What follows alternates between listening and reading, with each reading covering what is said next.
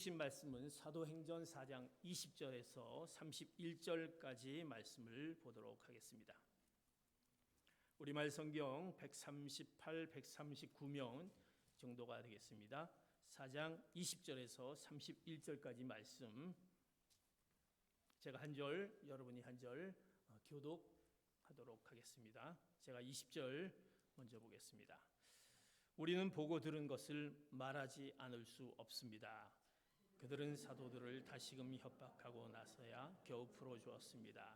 그들이 사도들을 수 없었던 것은 모든 사람들이 그 일어난 일로 인해 하나님을 이 기적으로 병이 나은 그 사람은 40살이 넘은 사람이었습니다.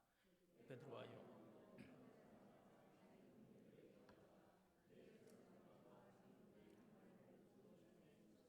그들은 이 말을 듣고 함께 소리 높여 하나님께 기도했습니다. 주여, 주께서는 하늘과 땅과 바다와 그 안에 있는 모든 것을 지으신 분이십니다. 주께서는 주의 종 우리 조상 다윗의 입을 통해 성령으로 말씀하셨습니다. 어째서 민족들이 분노하며 사람들이 헛된 세상의 왕들이 일어나고 통치자들이 함께 모여 주와 그분의 그리스도를 대항하고 있구나. 그런데 정말 헤롯아스와 본디오 빌라도가 주께서 기름 부으신 거룩한 종 예수를 반대하며 음모를 꾸미려고 이방 사람들과 이스라엘 사람들을 이성에서 만났던 것입니다. 주의 능력과 뜻에 의해 미리 정하신 일을 그들이 단지 이룰 것뿐입니다.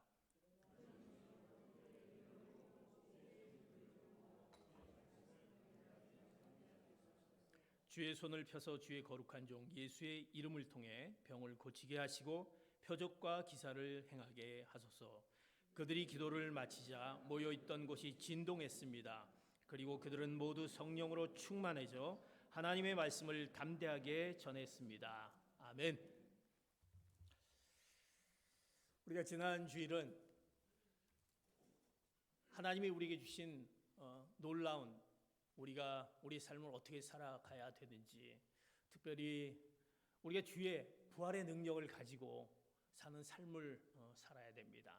더 나아가서 우리는 그 부활의 능력을 가지고 예수 그리스도를 우리 삶의 기초로 하는 그 삶을 살아가는 때에 우리가 진정한 그리스도의 담대한 증인자의 역할을 감당하게 됩니다. 오늘 계속 이어지는 사도행전 4장 20절에부터 이어지는 우리가 그리스도의 담대한 증인이 되기 위해서는 어떻게 해야 되느냐. 오늘 제목이 성령 충만의 흔적입니다. 사랑하는 성도 여러분, 주님께서 우리에게 말씀하십니다. 성령 충만하라 말씀합니다. 여러분 가운데 성령 충만한 흔적들이 우리 가운데 있으시는지요?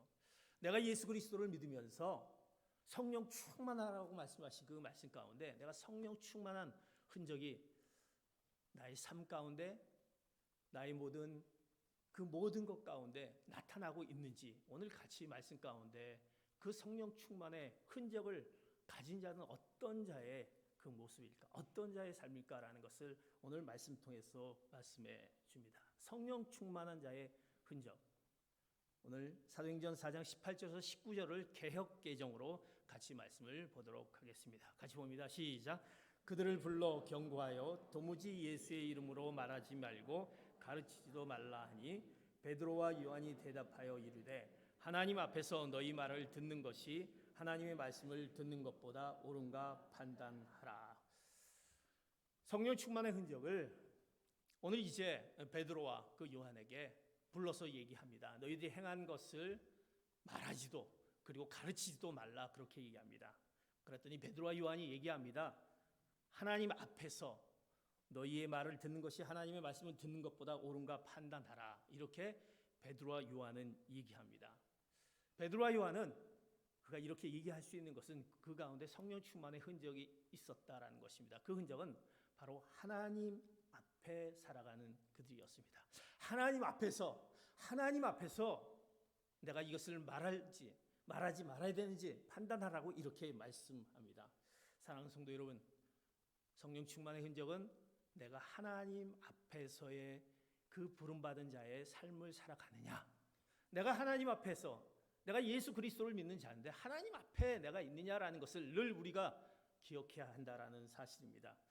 우리는 왜 죄를 짓습니까? 어떻게 보면 하나님 앞에서 산다고 하면서 하나님 앞에서 정말 살고 있는가? 머리로만 하나님을 압니다. 그러나 하나님의 존재를 내 인격적으로 정말 내가 하나님 앞에서 내가 있는가라는, 정말 믿는가라는 것을 생각해 봅니다. 하나님 앞에서 살지 않기 때문에 우리는 늘 죄 가운데 있다라는 것입니다. 우리 성경에 보면 잘 알고 있는 요나서의 요나를 우리가 잘 알고 있지 않습니까? 선지자 요나에게 하나님의 음성이 들려줍니다. 이제 느니웨로 가라. 그곳 가운데 죄악이 너무나도 무성해서 너희들이 죄를 짓고 있구나. 그것을 회개하라, 선포하라라고 하나님이 요나를 통해서 이제 지시를 내립니다. 음성을 듣고 요나에게 얘기하는데 요나는 어떻게 합니까? 그가 니느웨로 가지 않고 어디 다시스로 그가 가게 됩니다. 그것은 죄악이 무성하기에 그는 겁이 났습니다. 그래서 하나님의 말씀이 분명히 전해졌는데도 불구하고 그가 그곳으로 가지 않고 니느웨로 다시스로 가게 됩니다. 이제 다시스로 배를 타게 됩니다. 그런데 배를 타는 중에 엄청난 풍랑을 만나게 됩니다. 이제 마치 뒤집힐 것 같은 그 풍랑 가운데 이제 선원들이 왜 이런 풍랑이 일어나는지, 그런데 요나는 그 배 밑에서 쿨쿨 잠을 자고 있는 모습을 보면서 어떻게 이런 상황에서 잠을 잘 수 있냐 얘기하면서 이제 우리가 왜 이런 일이 있는가라고 제비를 뽑아서 왜 이런 일이 일어났는지 우리가 알아보자라고 합니다. 그런데 뽑힌 제비가 바로 이제 요나였습니다. 이제 요나를 통해서 이게 어떻게 된 거냐라고 묻습니다. 요나는 그가 그 상황을 얘기합니다. 사실 내가 이런 음성을 들었는데 내가 지금 다시스로 가고 있다. 그래서 이런 일이 있기 때문에 나를 이제 배 밖으로 던져라라고 얘기합니다. 그러면서 이제 성경에 보면 요나가 뭐라고 얘기하면 나는 어떤 사람이냐고 이렇게 얘기하면 나는 히브리 사람이다. 그리고 바다와 땅을 만드신 하나님을 믿는 자다. 이렇게 얘기합니다. 나는 하나님을 믿는 자다. 그런데 내가 그 말을 믿지 않고 이렇게 됐다라고 얘기합니다. 아니, 하나님을 믿는 자라고 얘기하면서 그 음성을 들려줬는데도 불구하고 그가 하나님 말씀에 순종하지 않고 따르지 않고 했던 그 요나의 모습, 그가 정말 선지자로서 그가 하나님을 믿고 있는 자인가라는 질문을 던지게 됩니다. 어떻게 보면 우리는 하나님을 믿고 있다라고 하면서도 하나님을 머리로만 알고 있는 우리가 하나님, 그래서 우리는 하나님 앞에서의 삶을 살아가고 있다라고 얘기할 수 있는가라는 질문을 우리 스스로에게 던져 수 있다라는 것입니다. 우리도 이렇게 살 때가 많습니다.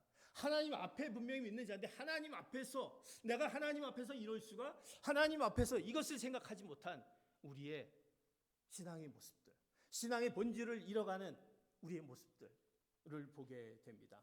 하나님은 모든 것을 알고 계시고 모르는 것이 없는 것을 알지만 하나님을 소경 하나님으로 이것만은 모르시겠지. 마치 요나가 이것만은 내가 바다에서 하나님의 손길이 미치지 않겠지.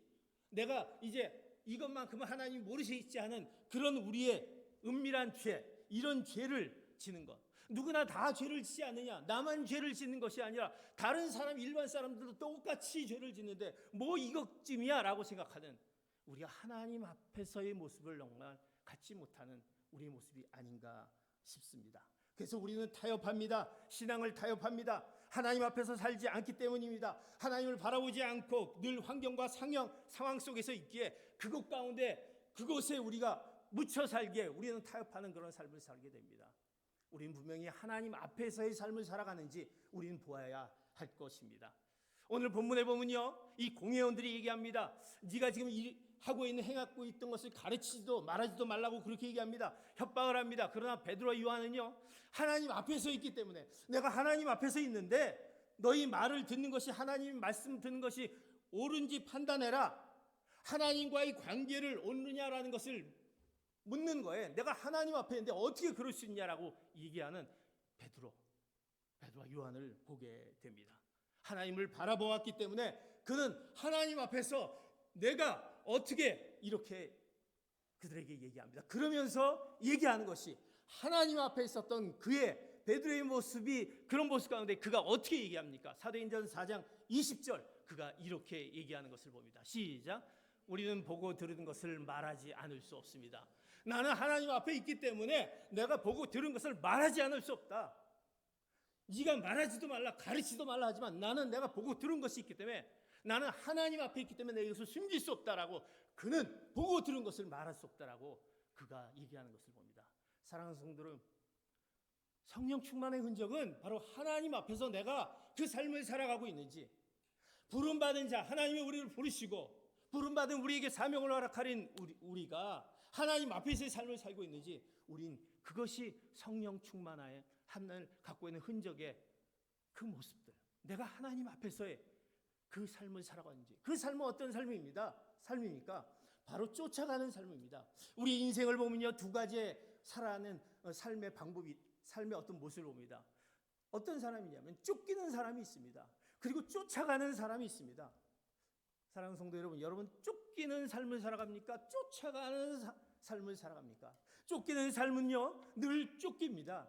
시간에 쫓기고, 환경에 쫓기고, 일에 쫓기고, 돈에 쫓기고, 늘 바쁩니다. 왠지 바쁜지 모릅니다. 늘 쫓깁니다.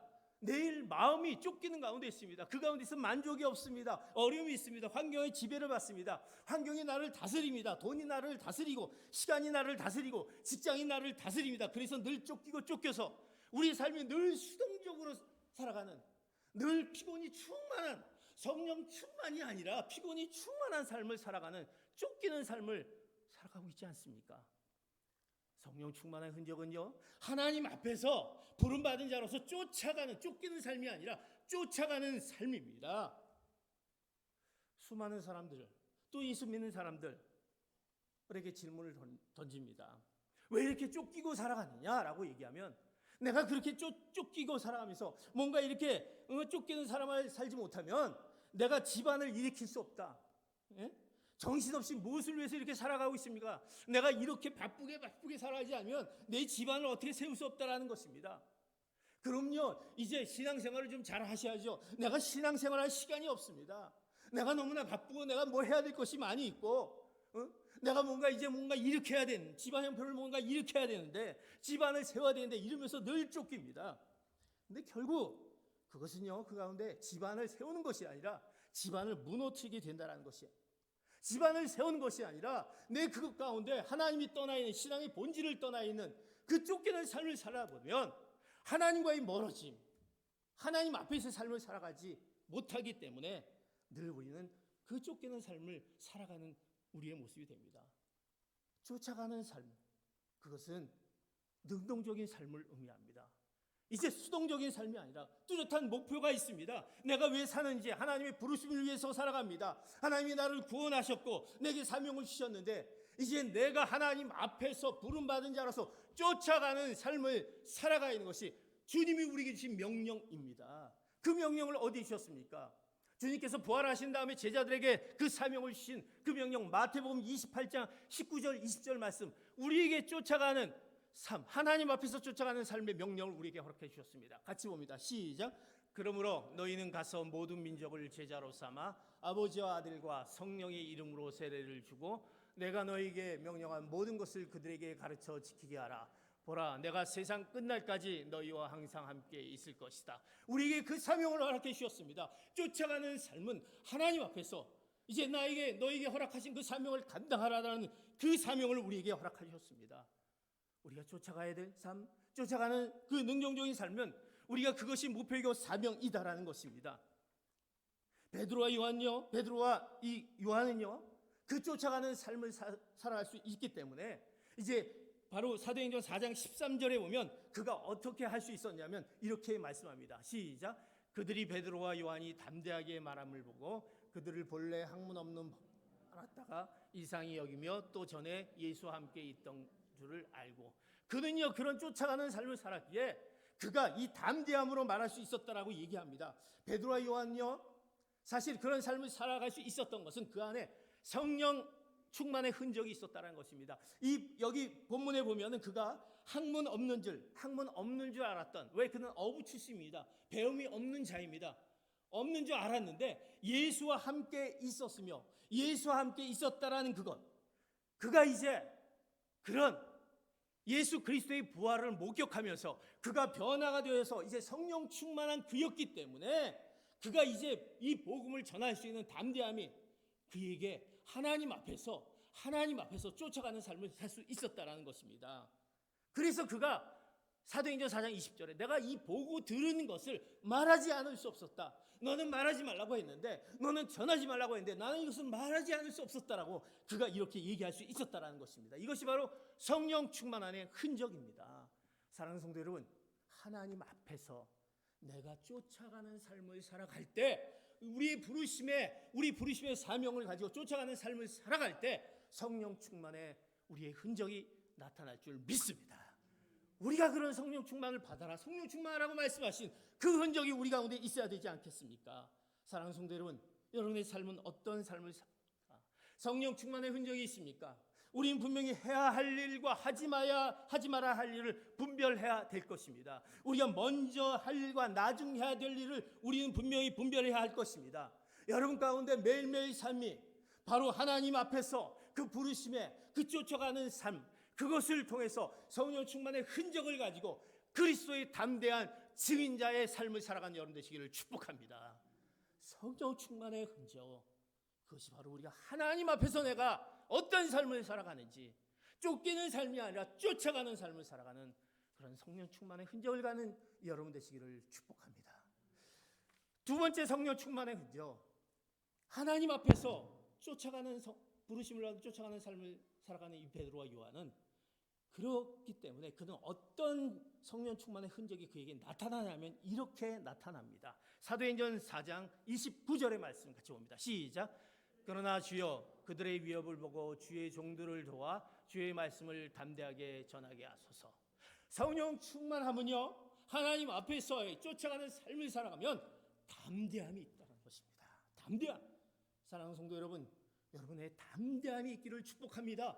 우린 예수 그리스도의 자녀로서 그 담대함을 우리에게 허락해 주셨습니다. 이 베드로와 요한은요, 그들의 위협을 보고도 주의 종들을 도와 주의 말씀을 담대하게 전하게 하소서. 그는 담대함이 그 안에 있습니다. 성령 충만의 흔적은 담대함입니다. 그 어떤 것도 두려워하지 않습니다. 우리가 사도행전 4장 13절을 보았지만 담대하게 말했다라고 얘기했고 29절에도 얘기했고 31절에도 보고 담대하게 복음을 전했다라고 합니다. 그가 이렇게 담대함이 있었던 것은 성령 충만의 흔적이 그 안에 있었다라는 것입니다. 성령 충만의 흔적이 있으면 우리 두려워하지 않습니다. 담대하게 무엇이든 나갈 수 있다라는 것입니다. 담대히 하나님의 말씀을 전하게 하여 주시옵소서. 사도들의 마음은 바로 어떤 두려움에도 이 담대함이 있었다라는 것입니다. 근데 우리는 이런 생각을 합니다. 혹시 베드로의 그 담대함은 이거 아닌가라는 그 오해를 합니다. 왜? 베드로를 가만히 보면요, 어부 출신이었어요. 좀 무식하지 않았습니까? 우리가 생각하기에 뭐 배운 것도 없는 무식한 자가. 그래서 우리가 얘기하면 무식하면 용감하다. 그래서 베드로가 그거 담대한 거 아니냐? 우리가 생각할 수 있습니다.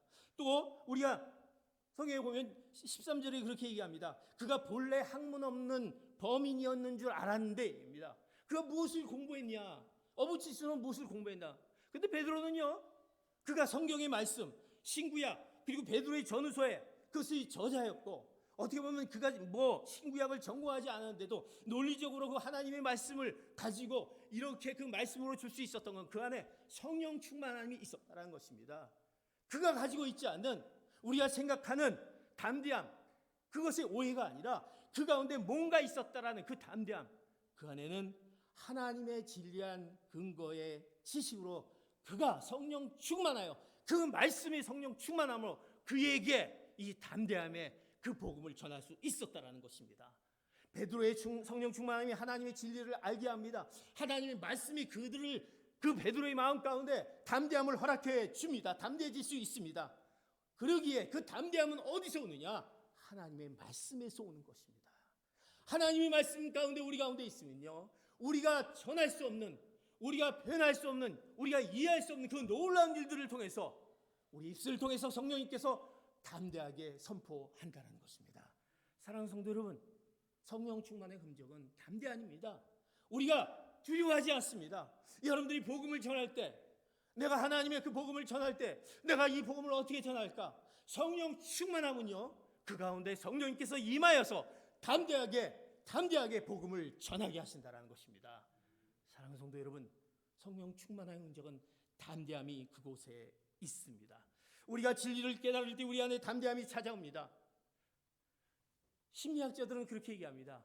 그 심리학자들은 현대인의 고통 가운데 가장 큰 고통은 어떻게 보면 담대함의 반대인 두려움이다라고 합니다. 우리 가운데 늘 두려움이 있습니다. 여러분들 우리 가운데 늘 두려움이 있지 않습니까? 내가 사고가 당하지 않을까?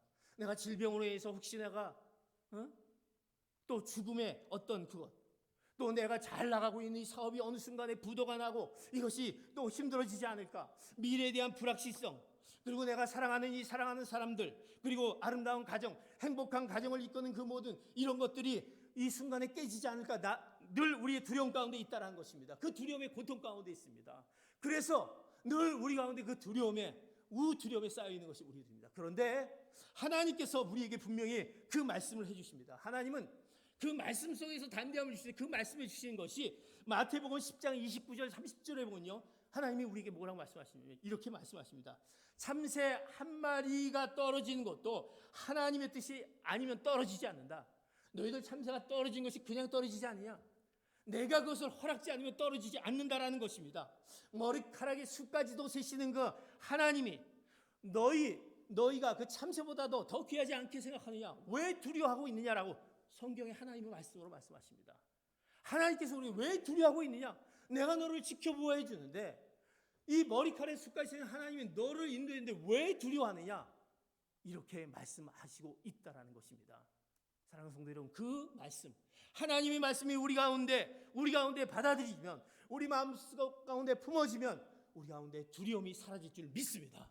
그리고 우리 가운데 이제 담대함으로 바로 그리스도의 복음을 증거하는 자가 될 수 있게 됩니다.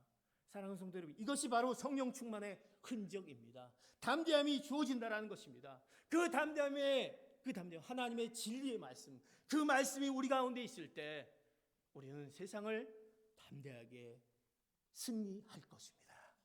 그것이 바로 성령 충만의 흔적입니다. 이제 여러분의 모든 두려움을 성령 충만의 그 충만으로 담대함으로 이기시는 여러분 되시기를 축복합니다. 내 가운데 담대하지 못한다. 그렇다면 성령 충만함으로 담대하게 그 모든 것을 이겨나갈 줄 믿습니다. 세 번째, 우리에게 허락하신 성령 충만의 흔적이 뭐냐? 이제 그 담대함, 하나님 앞에서 그 부르심을 받은 쫓아가는 삶을 살아가기에 그 담대함이 우리 가운데 주어집니다. 이 담대함이 주어진 성령 충만의 담대함은 우리 가운데 이것을 통해서 우리를 더욱더 담대하게 합니다. 사도행전 4장 30절 31절 같이 봅니다. 시작. 주의 손을 펴서 주의 거룩한 종 예수의 이름을 통해 병을 고치게 하시고 표적과 기사를 행하게 하소서. 그들이 기도를 마치자 모여있던 곳이 진동했습니다. 그리고 그들은 모두 성령으로 충만해져 하나님의 말씀을 담대하게 전했습니다.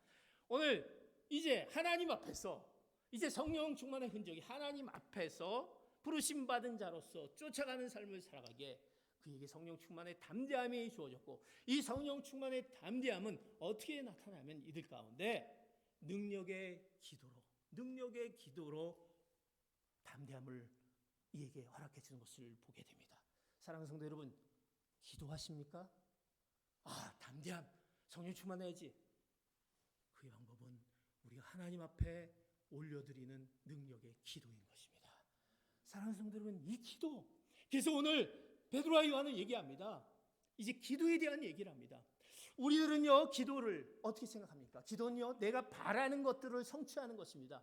내가 원하는 것들을 성취하신 겁니다. 그래서 우리는 어떤 기도가 능력 있는 기도라라고 얘기하면 내 소원이 성취가 되고 응답받는 기도이다. 이것이 능력 있는 기도라고 얘기합니다. 아마 수많은 우리가 설교를 통해서 또 세미나를 통해서 이런 얘기를 듣지 않습니까? 그런데 우리는 그 얘기를 듣지만 그 결과 내가 기도를 했어요. 열심히 했어요. 정말 하나님 앞에 열심을 내서 기도했어요. 그런데 이루어지지 않아요. 아니, 왜 하나님이 이루어지지 않을까? 우린 좌절합니다. 역시 하나님은 내 기도를 들어주시지 않는구나. 하나님은 나를 사랑하지 않는가? 라는 생각. 이것은 바로 내가 주체가 된 기도라고 성경은 지적합니다. 그 기도는 내가 주체가 되면 그것은 하나님께서 허락받는 기도가 아니다라는 것입니다. 기도는 자신이 바라는 것을 하나님께 얻어내는 수단이 아닙니다. 이것은 인간 욕심의 잘못된 기도입니다. 그래서 우리가 기도를 어떻게 해야 되느냐?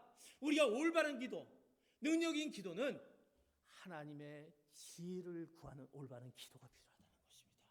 하나님의 지혜를 구하는 올바른 기도. 우리가 잘 알고 있는 야고보서 1장에 보면 이 기도의 두 종류를 명령하시는 것을 보게 됩니다. 하나님께서 이제 기도를 이제 어떻게 하라고 하는데, 야고보서 1장 2절에 보면 너희들 여러 가지 시험을 만나거든 기도하라 그렇게 얘기합니다. 여러 가지 시험을 만나면 기도하는데, 이 여러 가지 시험을 만나거든 기쁘게 여기라. 시험을 만나면 기쁘게 여기라라고 먼저 명령을 하나 내리십니다. 그리고 나서 5절에 보면 또 한 가지 명령을 이렇게 내립니다. 5절 같이 봅니다. 시작. 여러분 가운데 누구든지 지혜가 부족하면 모든 사람에게 후히 주시고 꾸짖지 않으시는 하나님께 구하십시오. 그러면 주실 것입니다. 이 야고보서의 두 가지 명령인데요. 시험을 만나면 시험 가운데 힘들어하지 말고 기쁘게 여겨라라고 얘기합니다. 시험을 하는데 어떻게 기쁘게 여기지? 왜? 그것은 하나님이 우리를 위해 주신 것이기 때문에. 그리고 또 얘기하는 것이 기도하라는 것입니다. 기도하라. 그런데 그 기도가 어려움을 없애달라. 그러기 위해서 우리가 기도를 하지 않습니까? 당연히 내 시험이 있고 문제가 있으면 그것을 없애기 위해서 기도하지 않습니까? 그런데 그 기도가 시험을 없애달라고 기도하는 것이 아니라 그 시험을 이해할 수 있는 지혜를 달라는 기도를 하라는 것입니다. 거기 얘기하지 않습니까? 지혜가 부족하면 내가 기도하는데 하나님 내가 왜 이런 문제가 생겼습니까? 이것을 깨달을 수 있는 지혜가 필요하다라는 그 기도가 바로 우리에게 올바른 하나님의 능력을 구하는 기도인 것입니다. 우리가 수많은 기도를 하지만 내가 그것을 깨닫기 위한 하나님의 지혜를 구합니다. 하나님이 이게 무슨 문제였죠? 이것이 왜 해결되지 않죠? 이것이 어떤 상황 가운데 있죠? 하나님 저에게 지혜를 허락해 주십시오. 그 지혜를 깨닫게 해달라는, 그 시험을 이해할 수 있게 해달라는, 그 교훈을 내가 깨달을 수 있는 지혜를 얻게 해달라는 그 기도를 하라는 것입니다. 그것이 바로 우리가 구하는 올바른 기도인 것입니다. 사랑하는 성도 여러분, 우리 가운데 얼마나 많은 문제들이 있습니까? 얼마나 힘들고 또 우리 어떤 사업 가운데 또 우리 자녀 가운데 또 지금의 어려움 가운데 왜 나에게 이런 어려움이 있을까? 이 어려움은 이것을 하나님께서 나에게 무엇을 깨닫게 해주신 걸까? 너에게 무엇을 깨닫게 해주신 걸까? 왜 이렇게 일이 풀리지 않을까? 점점 힘들어질까? 하나님 이거 어떻게 해주십시오. 내 손을 성취하는 것이 아니라 왜 이렇게 됐는지 하나님 저에게 하나님의 지혜를 통해서 깨닫게 해주시기를 원합니다. 그것을 구하라는 것입니다. 그 지혜를 구할 때 하나님께서 그 지혜 가운데 하나님이 그것을 해결할 수 있는 지혜를 허락해 주십니다. 그것이 바로 올바른 기도, 능력의 기도인 것입니다. 우리의 담대함은요, 이런 올바른 능력의 기도가 필요하다는 것입니다. 하나님의 지혜를 구하는 그 능력의 기도가 필요하다는 것입니다. 하나님의 지혜를 달라는 기도를 명령하십니다. 문제 해결만을 위해서 기도하는 것이 아니라 하나님의 지혜를 깨닫기 위한 기도, 그 능력이 있는 기도. 사랑하는 성도 여러분, 이제 우리가 그런 기도를 하나님께 나아갈 때 그 기도가 우리의 성령 충만의 흔적이 되는 것입니다. 흔적이 돼서 하나님께서 우리를 통해서 하나님의 뜻을, 하나님의 그 거룩한 하나님의 그 복음 전파를 우리에게 허락해 주십니다. 이렇게 이 베드로와 요한이 이런 기도를 마치자 어떻게 됐습니까? 성경에 보면 그들이 기도를 마치자 모여있던 것이 진동했다 이렇게 얘기합니다. 진동했다. 그리고 그들은 모두 성령 충만해져 하나님의 말씀을 담대히 전했다. 사랑하는 성도 여러분, 기도가 이 성령 충만의 그 올바른 하나님의 지혜를 구하는 그 능력의 올바른 기도가 바로 그리스도의 복음을 담대히 전하는 자의, 그 담대히 전하는 자의 그 모습으로 바뀌어진다는 사실입니다. 사랑하는 성도 여러분, 이 담대함을 얻어내는 그 능력 있는 기도, 하나님의 지혜를 구하는 능력이 있는 기도가 여러분 가운데 나타나기를 축복합니다. 베드로와 요한은요, 그 기도를 어떻게 했냐면, 기도도 하지만 24절에 보면, 우리가 본문을 읽었죠. 24절에 보면 베드로와 요한이 그들이 이제 가르치지도 말라 전하지도 말라 했을 때 그것을 많은 백성들에게, 형제들에게 얘기하면서 어떻게 했냐면 형제들과 어떻게 같이 합심해서 기도했다는 것입니다. 나 혼자만의 기도가 아니라 합심해서 기도하는 것. 왜 우리가 같이 기도하기를 원합니까? 왜 우리가 중보 기도하기를 원합니까? 합심하는 가운데 하나님의 놀라운 성령 충만함의 그 놀라운 흔적이 그 가운데 나타날 줄 믿습니다. 우리가 합심하여 기도할 때 성령 충만의 능력의 기도가 이제 진동을 하게 됩니다. 마치 건물이 흔들리면서 성령 충만의 오순절날 그 놀라운 바람이 불면서 그 놀라운 불의 혀 같은 성령의 충만함으로 그 모임 가운데 역사했던 것처럼 그 충만함으로 많은 자들이 방언을 하면서 그들이 서로 나눔을 하면서 서로가 기쁨을 나눴던 것처럼 그 놀라운 그 성령 충만함으로 그 그리스도의 하나님의 말씀을 담대히 전했다라는 그 말씀 복음을 전했다라는 것. 그러기에 우리는 기도가 얼마나 중요한지, 내가 하나님 앞에 기도하는 그 기도, 성령 충만한 기도도, 하나님의 지혜를 구하는 기도가 얼마나 중요한지 여러분 문제가 있으면 기도하시기 바랍니다. 그 성령 충만한 기도를 통해서 이것의 해결만을 위한 것이 하나님 이것을 깨닫게 하여 주시옵소서. 제가 지혜가 부족합니다. 이 지혜를 간구하였을 때 하나님이 여러분을 통해서 하나님의 놀라운 뜻을 나타낼 줄 믿습니다. 우리가 그리스도의 담대한 증언자가 왜 되지 못합니까? 이 세 가지 오늘 성령 충만의 흔적이 여러분 가운데 있기를 축복합니다. 하나님 앞에서 부름받은 쫓아가는 삶, 그리고 담대함, 그 담대함, 하나님 말씀 가운데 주어지는 담대함, 그리고 우리 가운데 하나님의 지혜를 구하는 올바른 그 능력의 기도를 통해서 그리스도의 담대한 증언자가 되시기를 예수 그리스도의 이름으로 축복합니다. 기도하겠습니다.